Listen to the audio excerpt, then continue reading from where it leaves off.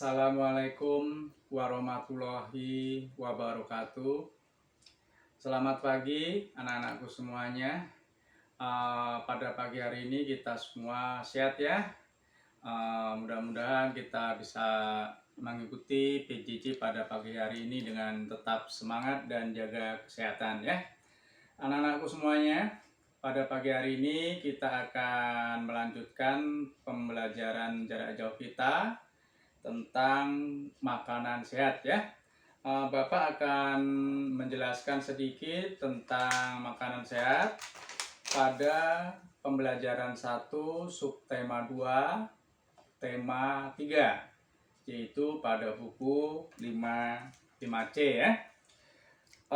Anak-anakku semuanya, anak-anak sudah belajar di kelas 3, di kelas 4 bahwa salah satu ciri dari makhluk hidup adalah memerlukan makan dan minum. Makan dan minum yang dibutuhkan oleh makhluk hidup, terutama dalam hal ini adalah manusia, adalah untuk mempertahankan hidupnya. Nah, untuk manusia kita ya, makan dan minum tentunya tidak sembarang yang kita bisa makan ya. Kita harus memilih zat-zat makanan yang bergizi tentunya ya. Kalau kita kelompokkan zat-zat gizi yang diperlukan oleh tubuh, yaitu ada karbohidrat, lemak, protein, vitamin, mineral, dan air ya. Bapak akan jelaskan sedikit-sedikit tentang zat-zat tubuh, zat gizi yang diperlukan oleh tubuh agar kita dapat sehat dan melakukan kegiatan sehari-hari ya. Yang pertama adalah tentang karbohidrat. Karbohidrat biasa disebut dengan zat tenaga, sumber tenaga ya. Memang fungsi dari karbohidrat adalah sebagai sumber energi, sumber tenaga, sehingga dengan adanya karbohidrat yang ada dalam tubuh kita bisa melakukan kegiatan seperti bernapas, berjalan, bekerja, dan melakukan kegiatan yang lain-lainnya ya. Karbohidrat terdapat pada sumber bahan makanan yang banyak mengandung zat tepung seperti beras. Makanan pokok bangsa Indonesia adalah umumnya beras, nasi ya, kemudian jagung, ketela, sagu, dan lain-lain ya. Tanpa karbohidrat kita kenal dengan tubuh kita keadaannya lemes ya, tidak bisa melakukan kegiatan dengan baik. Kemudian yang kedua, zat gizi yang dibutuhkan oleh tubuh kita adalah protein. Protein biasa disebut dengan zat pembangun. Protein dibutuhkan oleh tubuh kita, terutama oleh kita pada masa pertumbuhan, dibutuhkan oleh manusia pada masa pertumbuhan, yaitu antara umur 0 sampai umur 21 tahun, itu masa pertumbuhan anak-anak. Sangat membutuhkan sekali protein, karena fungsi dari protein adalah sebagai menggantikan atau membentuk sel-sel tubuh. Jaringan tubuh yang rusak adalah itu fungsi dari protein untuk memperbaikinya ya. Protein terdapat pada dua hal, yaitu dapat dikelompokkan menjadi dua sumber makanannya. Yang berasal dari hewan kita sebut dengan protein nabati, hewani. Yang berasal dari tumbuhan kita kenal dengan sebutan protein nabati. Protein hewani yang berasal dari hewan, yaitu yang berupa lauk pauk ya, biasa kita kenal berupa lauk pauk. Ada daging, telur, ikan, dan lain-lain. Sedangkan protein nabati yang berasal dari tumbuh-tumbuhan itu dapat berupa kacang-kacangan ya, yang berasal dari kacang kedelai umumnya, yaitu berupa tahu, tempe, dan lain-lain. Itu tentang protein ya. Yang ketiga adalah lemak. Lemak biasa dikenal dengan zat cadangan tenaga ya. Jadi lemak itu fungsinya adalah sebagai sumber cadangan energi.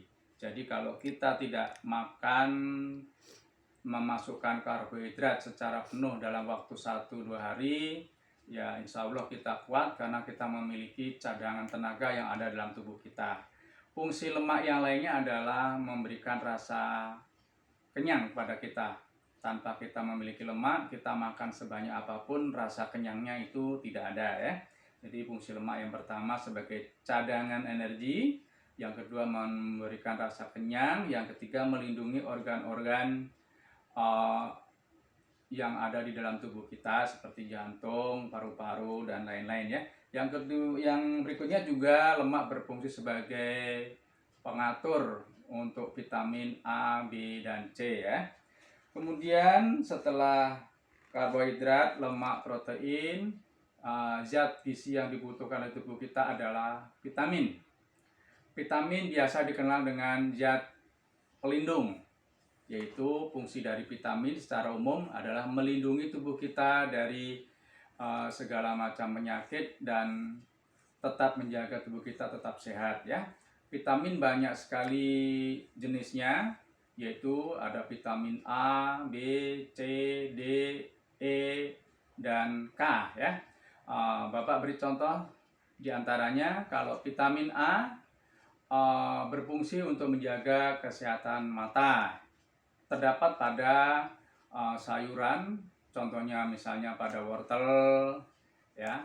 Dan vitamin B berfungsi untuk mencegah dari manusia kita dari serangan penyakit beri-beri. Ini umumnya terdapat pada beras merah, kacang-kacangan dan lain-lain ya. Kemudian lagi, contoh lagi misalnya vitamin C untuk mencegah penyakit gusi berdarah, sariawan. Ini terdapat umumnya pada buah-buahan yang berwarna kuning ya, dan seterusnya ya, itu vitamin. Jadi kita harus menjaga tubuh kita tetap sehat, fit, dengan mengkonsumsi berbagai macam sayuran, buah-buahan agar vitamin yang jenisnya banyak tadi dapat terpenuhi semuanya ya. Kemudian mineral ya. Setelah vitamin, mineral. Mineral itu biasa disebut dengan zat pengatur, yaitu mengatur metabolisme tubuh, mengatur pergerakan zat-zat yang ada dalam tubuh sehingga tubuh kita bisa mengkonsumsi atau memproduksi hormon-hormon dan lain-lain ya, sehingga tubuh kita tetap sehat dan tetap dapat melakukan aktivitas. Mineral ini misalnya kalium, fosfor, zat besi dan lain-lainnya itu terdapat pada sayur-sayuran dan buah-buahan.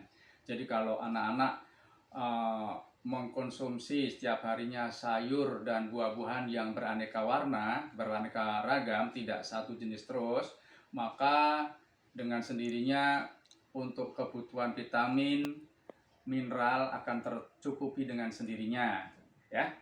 Kemudian yang keenam tidak kalah pentingnya adalah air.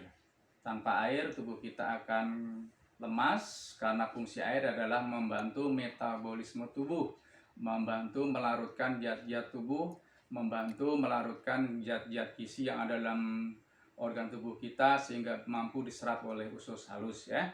Dan juga air berfungsi untuk menjaga suhu tubuh tetap normal ya, sesuai dengan suhu tubuh yang kita butuhkan, yaitu antara 35 sampai 36,5 derajat Celcius ya, agar kita tetap sehat. Nah, itu yang bisa Bapak jelaskan tentang zat-zat gizi yang ada dalam tubuh kita, yang dibutuhkan oleh tubuh kita agar tubuh kita tetap sehat dan dapat melakukan kegiatan dengan normal ya. Nah, tugas untuk pagi hari ini anak-anak rangkum kembali apa yang Bapak jelaskan tadi. Untuk panduannya anak-anak juga bisa buka buku 5C halaman 47 sampai 48. Jadi Bapak ulang lagi, tugas hari ini adalah merangkum apa yang Bapak jelaskan dengan panduan buku 5C halaman 47 sampai 48. Cara merangkumnya gimana? Misalnya begini, Zat-zat berjudul dulu ya, zat-zat gizi yang diperlukan oleh tubuh. 1. Karbohidrat. A. Fungsinya apa? Jelaskan lagi fungsinya. B. Contoh bahan makanannya. Apa tadi contoh bahan makanannya? Jadi anak-anak merangkum dengan cara menuliskan di buku tulis zat gizi yang diperlukan oleh tubuh, tuliskan fungsinya dan tuliskan contoh bahan makanannya ya. Bapak kasih contoh sekali lagi ya. Misalnya nomor 1 karbohidrat, fungsinya apa? Yang B, biar jelas ya Bapak ulang ya. Nomor 1 misalnya karbohidrat. A, fungsinya apa? B, contoh bahan makanannya apa? Nomor 2, lemak. A, fungsinya apa? B, contoh bahan makanannya apa? Nomor 3, protein. A, fungsinya apa? B, bahan makanannya apa? Dan seterusnya sampai air. Bisa ya tugas hari ini ya. Jadi merangkum seperti yang Bapak contohkan tadi. Ya, mana jelas ya? Atau masih ada yang ragu-ragu? Bapak ulang lagi tugasnya. Jadi tugasnya hari ini adalah merangkum ya yang Bapak jelaskan, yaitu tentang zat-zat gizi yang diperlukan oleh tubuh. Yang pertama, misalnya karbohidrat. A, fungsinya apa? B, contoh bahan makanannya. Nomor 2, lemak. Fungsinya apa? B, contoh bahan makanannya. 3, protein. A, fungsinya apa? B, contoh bahan makanannya. Dan seterusnya sampai air ya. Itu yang bisa Bapak sampaikan pada PJJ pada pagi hari ini. Mudah-mudahan anak-anak tetap semangat belajar dan sukses selalu ya. Wassalamualaikum warahmatullahi wabarakatuh.